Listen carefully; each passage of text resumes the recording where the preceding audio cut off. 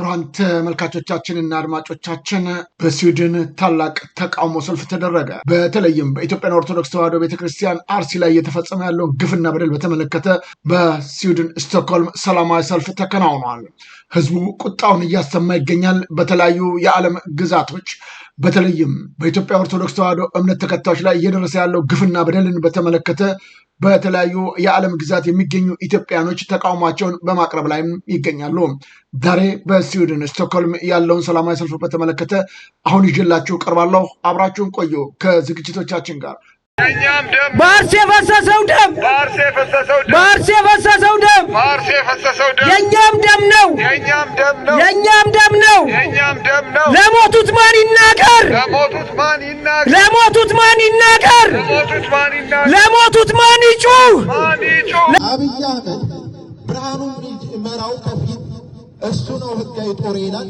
ከጀርባው ደግሞ ብዙ ወንጀለኞችን ስፖንሰር እያደረገ ይገለናል። በስዊድን ስቶክሆልም ዛሬ በአሁኑ ሰዓት ከፍተኛ ተቃውሞ ሰልፍ እየተደረገ ነው የሚገኘው። በተለይም በአርሲ የሚገኙ ወገኖቻችንን በተመለከተ እየተፈጸመ ያለው ግፍና በደል አሁን በቦታው ሰው አግኝቻለሁ። በዛው አካባቢ ያለው ምን ይመስላል እስቲ ላስደምጣችሁ። በመሰዊያው ላይ ገደልሽ፣ አረድሽ። እኛ ይግደሏቸው እናንተ። ህዝቡ እንግዲህ እንደዚህ ድምፁን እያሰማ ነው የሚገኘው በስቶክሆልም። አሁን መስመር ላይ እስክንድር አለ። ጤና ይስጥልኝ እስክንድር፣ ይሰማል? ይሰማል። ዘውድሾ አድማጮች ሁሉ ይሰማል። ሰላም ነው ወንድም፣ አመሰግናለሁ። አሁን በቀጥታ ሰልፍ እያከናወናችሁ ነው በስዊድን ስቶክሆልም። በዚህ በሰልፉ ላይ ብዙ ሰዎች ይታዩኛል። እንግዲህ ጥቁር ባንዲራም እያውለበለባችሁ ነው የምትገኙትና ምንድን ነው ያሉት በዛ የሚሰጡት መፈክሮቹ ምንድን ናቸው? መፈክሮቹ ያው ዋናው አሁን በአርሲ ላይ በቅርብ ጊዜ የተካሄደውን የክርስቲያኖች እልቂትና ዋናው የኢትዮጵያ ኦርቶዶክሳውያን ክርስቲያኖችን እልቂትንና ጭፍጨፋን በተመለከተና ከዛ ላይም በተጨማሪ ደግሞ የተቃጠሉ ቤተክርስቲያኖችን በአጠቃላይ በኢትዮጵያውያኖች ላይ እየተካሄደ ያለው ሃይማኖት መንግስት መራሽ የሆነ በመንግስት የተቀነባበረና የፕላን የታቀደ እልቂትን በተመለከተ የተቃውሞ ሰልፍ እያደረግን ነው የምንገኘው። በጣም አመሰግናለሁ። እንግዲህ ስዊድን ብዙ ጊዜ የታወቃችሁ ናቸው በኢትዮጵያ ወቅታዊ ጉዳዮች ላይ ተቃውሞችሁን በማሰማት በርካታ እንቅስቃሴ እያደረጋችሁ ነው የምትገኙትና ዛሬ በእርግጥ የስራ ቀን ነው፣ ግን በርካታ ሰዎች ወጥተዋል ማለት እንችላለን። ይህ ችግር በኢትዮጵያ ውስጥ ያለው መከራና ስቃይ ይቆም ዘንድ ምንድን ነው የምታስተላልፈው መልእክት? አንደኛ ይህ ዲክታተር የሆነ በብሔር ላይ ያተኮረ በይበልጥ ትግራይንም በሚሊዮን ህዝቦችን የጨረሰ አማራ ላይም በጄኖሳይድ እየፈጸመ ያለው በኦሮሚያ ላይም ደግሞ ከፍተኛ እልቂት በድሮን በአሁኑ ሰዓት እየተካሄደ ሲሆን ከዛ የባሰው ደግሞ በቅርብ በዓለም ሁሉ የዘገበው የአርሲን እልቂት እንዲቆም መላ ዓለም መለል የሰብአዊ መብት ድርጅቶች የስዊድን መንግስትም እንደ አንድ አውሮፓ መንግስት በአውሮፓ ህብረት ውስጥም ተጽዕኖ ፈጣሪ ስለሆነ ለነሱ ደብዳቤም የማስገባት ሂደት አለ። በዛ በቀጥታ በዚህ ሰልፍ ላይ ደግሞ ያለውን እልቂትና የተለያዩ ነገሮች የማሰማት ነው። ለቱ ቀን ሚካኤል ትልቅ የሚከበረበት ቢሆንም ብዙዎቹ ቤተክርስቲያን ዝግጅት ስላላቸው አባቶች ለጊዜው አልተገኙም። ነገር ግን ከፍተኛ የሆነ የዚህን ገዳይ መንግስት ጨፍጫፊ መንግስት ስፖንሰር የሆነውን የአማራን እልቂት በመቃወም የአርሲ ላይ የተደረገውን እልቂት በመቃወም የንጹሃንን እልቂት ጦርነት ይብቃ፣ አብይ ይወገድ፣ እስከ መቼ ድረስ የንጹሃን ደሞች እየፈሰሰ በሚል የተዘጋጀ ሰልፍ ነው።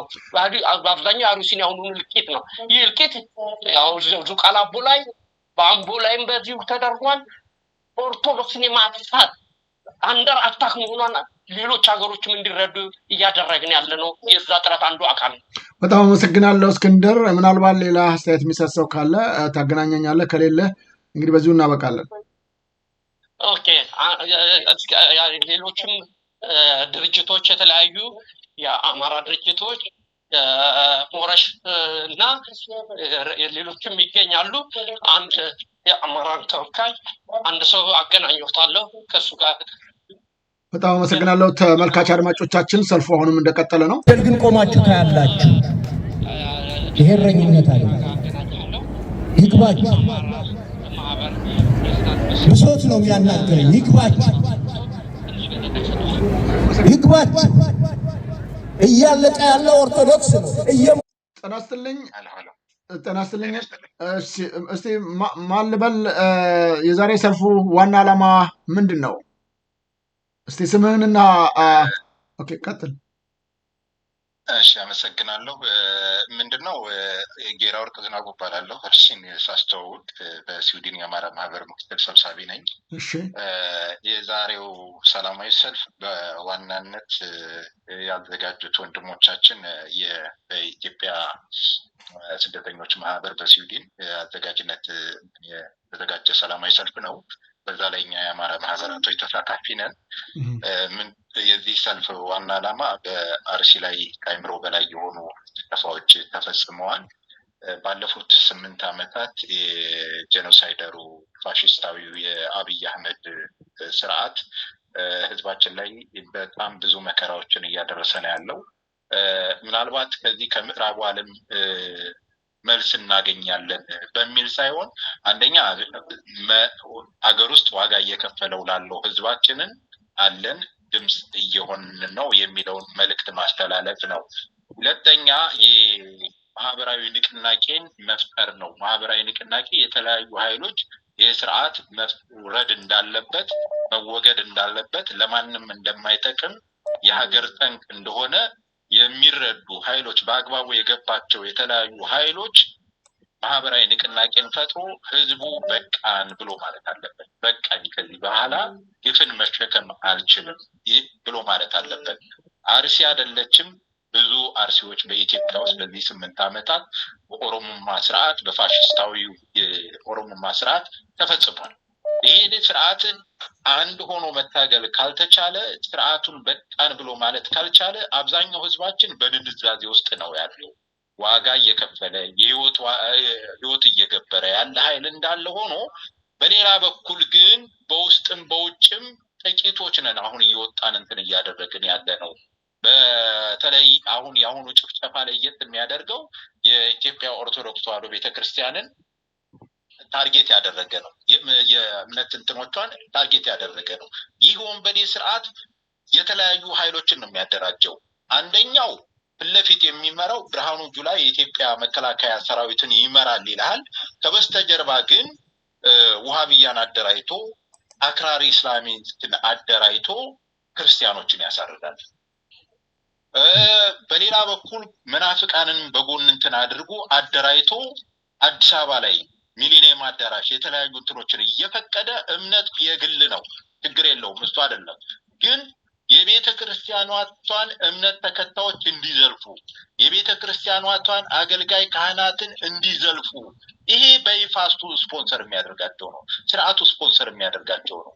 ብርሃኑ ጁላ ብቻ አይደለም የሚመራው መከላከያ ሰራዊትን፣ እሱ ብቻ አይደለም ህፃናትና ሴትን እንዲገድል እያደረገ ያለው በድሮን እንዲጨፈጨፍ እያደረገ ያለው። አሉት የተለያዩ ኃይሎች። ጫካ ያስቀመጠው ኦነግ ሸኔ ኃይል የሚባል አለ፣ ውሃብያ አለ፣ በነበጋሻው በፕሮቴስታንቱ ክንፍ የሚመራ ኃይል አለ። ይሄ ኃይል ይሄ ወንበዴን ኃይል እያደራጀ ስርዓቱ አገሪቷን ከቁጥጥር ውጭ እያደረጋት ነው ያለው። ህዝብ እያለቀ መከራ እየከፈለ ያለበት ሁኔታ ነው ያለው። የኢኮኖሚ ሁኔታ ከሚገባው በላይ እንትን ከሚለው በላይ ነው። ኢትዮጵያውያን በአሁኑ ሰዓት በምን አይነት ምትሃት ነው እየኖሩ ያሉት ብለህ ነው የምታስበው? የሀገሪቷ የኢኮኖሚ ሁኔታ ከጊዜ ወደ ጊዜ እያሽቆለቆለ ሰው አይደለም 2 ጊዜ አይደለም 3 ጊዜ በቀን 1 ጊዜ በልቶ የማያድርበት ነው። አገር ማለት አንድ አዲስ አበባ ብቻ አይደለችም። እንደው በውጭ ያለው ዲያስፖራ አብዛኛው ሰው አገሩ ገባ ብሎ ወጣ ማለቱን እንደ ትልቅ ነገር ይቆጥረዋል። እስቲ ወዴትኛው አካባቢ ሄዶ ነው ተንቀሳቅሶ የሀገር ናፍቆቱን የዘመድ ናፍቆቱን ተወጥቶ የሚመጣው? ምናልባት አዲስ አበባ ላይ ደርሶ መምጣት እንደ ትልቅ ነገር አይቶ ሊሆን ይችላል ዲያስፖራ። ስለዚህ ሀገር የምትባለው ነገር ፈርሳለች፣ እየፈረሰች ያለችበት ሁኔታ ነው ያለው። ይህ በሆነበት ሁኔታ ዝም ማለት አያስፈልግም። ትግሉ ፈርጀ ብዙ ነው። በዚህ ፈርጀ ብዙ ትግል ውስጥ ማህበረሰባችን አንድ ሆኖ ይሄንን ግፈኛ ይሄንን ወንጀለኛ ይሄን ጄኖሳይደር ስርዓት በቃ ብሎ ማለት አለበት ነው። በጣም አመሰግናለሁ ወንድማችን። እንግዲህ በርቱ። በሀገራችን ያለው ውስብስብ ችግር በጣም በርካታ ነው። ይህንን እንግዲህ በመከላከል በኩል በውጭም የሚገኘው ኢትዮጵያና ትውልደ ኢትዮጵያኖች ኃላፊነትና ድርሻ አለ። እንደው በቀጣይ የመጨረሻ ሐሳብን ልቀበለው ምን መደረግ አለበት በእናንተ በስዊድን ስቶክሆልም ብቻ ሳይሆን በሌሎችም የዓለም ግዛቶች የሚገኙ ኢትዮጵያኖች በተለይም የእምነቱ ተከታዮች የኢትዮጵያ ኦርቶዶክስ ተዋሕዶ ቤተክርስቲያን እምነት ተከታዮች እንደዚሁም ደግሞ በአማራ ላይ ስለሚደርሰው ጭፍጨፋና ግፍ ማፈናቀል ግድያ በተመለከተ አጠር ያለ አስተያየትን እንድሰጠንና በዚሁ እንቋጫለን አመሰግናለሁ ምን አለ መሰለህ ጠላት የህዝብ ጠላት የሀገር ጠላት የሆነው የኦሮሞማ ፋሽስታዊ ስርዓት የሚፈጽመው ወንጀል በህዝብ ላይ በሀገር ላይ የሚፈጽመው ወንጀል ፈርጀ ብዙ ነው ስለዚህ ትግላችንም ፈርጀ ብዙ አድርጎ ህዝብ በቃ ብሎ ማለት አለበት በውጭ ያለው ህዝብ አንደኛ በሰብአዊ አገልግሎት ሊረዳ የሚገባውን ማህበረሰብ መርዳት ያስፈልጋል ሁለተኛ በየትኛው በእምነትም በጂኦግራፊም በምንም ሳይከፋፈል ግፍና ወንጀልን እንጽየፋለሁ የሚል ኢትዮጵያውያን በተለይ አማራዎች አማራ ወለጋ ላይ ሙስሊሞች ተገድለዋል መተከል ላይ ሙስሊሞች ተገድለዋል አማራን አርሲ ላይ ሲፈልግ ቤተክርስቲያን ውስጥ ያገኘዋል አማራን ወለጋ ላይ ሲፈልግ መስጊድ ውስጥ ያገኘዋል የነባሩ እስልምና እምነት ተከታይ የሆኑ ትክክለኛ ሀገራቸውን የሚወዱ ሙስሊሞችን አይወዳቸውም ይገላቸዋል ወሃብያን በሌላ በኩል አደራይቶ ቤተክርስቲያን አስገብቶ ካህናትን የቤተክርስቲያን አገልጋይ ካህናትን ይገላል ያሳርዳል ቤተክርስቲያን ያቃጥላል ስለዚህ እምነት ሊለየን አይገባም ጂኦግራፊ ሊለየን አይገባም የሆኑ የጥቃቅን ማንነቶች ባህሎች ሊለያዩን አይገባም አንድ ሆነን የምንቆምበት ሰዓት ነው ከዚህ ድንዛዜ ወጥተን በውጭም በውስጥም በተለይ በዚህ ስዊድን ላይ አሁን ዛሬ የሚያሳዝንህ ነገር ሁለት በዓላቶች አሉ ከአንጀት ካለቀሱ እንዳይገድም ይላል ያገሬ ሰው ያው ለህሊናችን ያልን ወጥተናል አንደኛው በዚህ ሀገር ሚድ ሰመር ብለው የሚሉት አለ የሰመር አጋማሽ ወቅት በዓል እንደ በዓል እንትን ያደርጉታል ዛሬና ነገ በዓል ነው ሁለተኛ በኢትዮጵያ ኦርቶዶክስ ተዋሕዶ ቤተክርስቲያን የታላቁ የቅዱስ ሚካኤል ዓመታዊ ክብረ በዓል ነውና አሁን ይሄ ሰልፍ እየተደረገ ያለው ቀን ላይ ነው ስለዚህ ቤተክርስቲያንም የሚያደርሰው ወደዚህ መጥቶ ድምጹን ማሰማት ይችላል በሌላም በኩል ያሉት በጀርመን በእንግሊዝ በተለያዩ ቦታ ያሉት ህዝቡ አንድ ሆኖ ድምጹን ማሰማት መቻል አለበት እዛም እዚህም የሚደረጉ ሙከራዎች አሉ በተለይ በእናንተ ሀገር በእንግሊዝ ከፍተኛ ዲያስፖራ እንቅስቃሴ አለ እንደ ለሌሎቹ አካባቢ ትልቅ ሞዴል የሚሆን ስለዚህ ህዝቡ ነቅቶ አንድ መሆኑ መታገል መቻል አለበት ዝም ብሎ አገር ማለት ቀደም እንዳልኩት አዲስ አበባ ብቻ ደርሶ መምጣት ብቻ አይደለም ዲያስፖራው ወደ አይምሮ ተመልሶ በርካታ ዲያስፖራ አለ በውጭ የሚኖር ኢትዮጵያዊ አማራዊ አለ ስለዚህ ይሄ ዲያስፖራ ለህዝቡ ድምጽ ሊሆን ይገባል እንዳልኩት በሰብአዊ አገልግሎትም እገዛ የሚያስፈልገውን አካል የሰብአዊ እገዛ ማድረግ ያስፈልጋል ይሄንን ነው ልል የምችለው ወንድሜ ከልብ አመሰግናለሁ ታንክ ዩ እግዚአብሔር ይስጥልኝ እንግዲህ ክቡራን ተመልካች አድማጮቻችን እንደተከታተላችሁት ነው በስዊድን ስቶክሆልም ዛሬ በኢትዮጵያ ኦርቶዶክስ ተዋሕዶ ቤተክርስቲያን በተለይም አርሲ ላይ የተደረገውን ጭፍጨፋ በተመለከተ በምታዩት ሁኔታ ተቃውሟቸውን እያቀረቡ ይገኛሉ እስቲ ትንሽ ድምጹን ያደራይቶ አርሲ ላይ ያሳርፋል ቤተክርስቲያን ያቃጥላል ስለዚህ አብይ አህመድ ብርሃኑ መራው ከፊት እሱ ነው ህጋዊ ጦር ይላል ከጀርባው ደግሞ ብዙ ወንጀለኞችን ስፖንሰር እያደረገ ይገለናል መስጊድ ገብቶ ይገለናል ቤተክርስቲያኑ ሀገራቸውን የሚወዱት አማራን ደግሞ በወሃቢ አደራይቶ አርሲ ላይ ያሳርፋል ቤተክርስቲያን ያቃጥላል በአርሲ የፈሰሰው ደም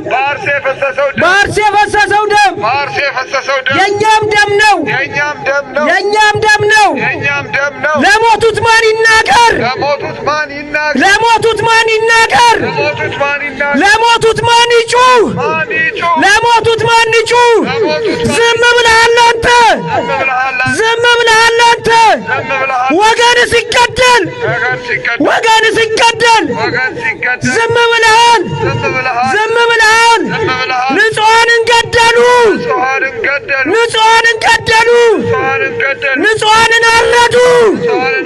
ንጹሃንን አረዱ እኛስ ፍትህን እንጠይቃለን የተደገፉ ግድያ ይቁም አብይ የአማራና የኦርቶዶክስ ጠላት ነው እጃችሁን ከቤተ ክርስቲያን ላይ አርሲ እየደማች ነው። ዝምታ ተባባሪነት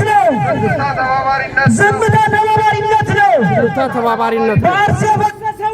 በአርሲ የፈሰሰው ደም የእኛም ደም ነው። አርሲ ሆይ አንቺ ደመረ